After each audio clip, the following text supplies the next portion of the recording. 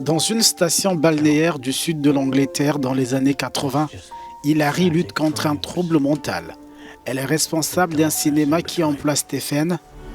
Cinéma, chagrin d'amour et phobie des pigeons sont au cœur d'Empire of Light, le drame émotionnel de Sam Mendes. J'ai signé mon contrat puis j'ai dit « Sam, au fait j'ai peur des pigeons, on va devoir en trouver un animatronique parce que je travaillais avec Bill et il m'a dit « Il peut avoir un pigeon animatronique » et Sam m'a dit « On ne va pas faire ça, tu vas travailler avec un pigeon ».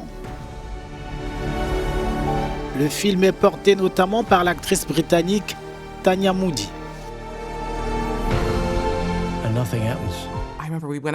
Je me souviens qu'un soir, après le travail, nous sommes sortis dîner et les chefs étaient vraiment excités. Il y avait un vrai buzz. Et le serveur a dit « Écoutez, quand vous aurez fini, je suis désolé, ça vous dérange si on prend des photos avec vous ?»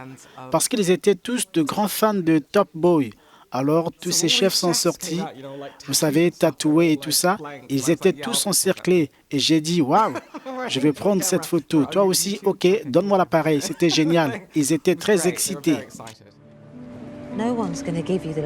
L'histoire se déroule dans le cinéma fictif que Mendes et son équipe ont créé à l'intérieur et à côté d'un ancien bâtiment de bord de mer.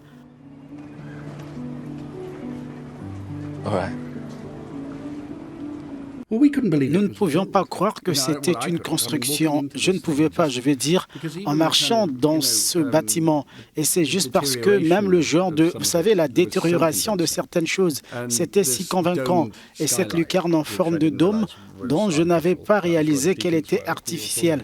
On pensait tous que c'était le ciel. On se disait, garde-le pour l'amour du ciel, garde-le. C'était une grande partie du travail pour nous, en fait, marcher dans un environnement comme celui-là.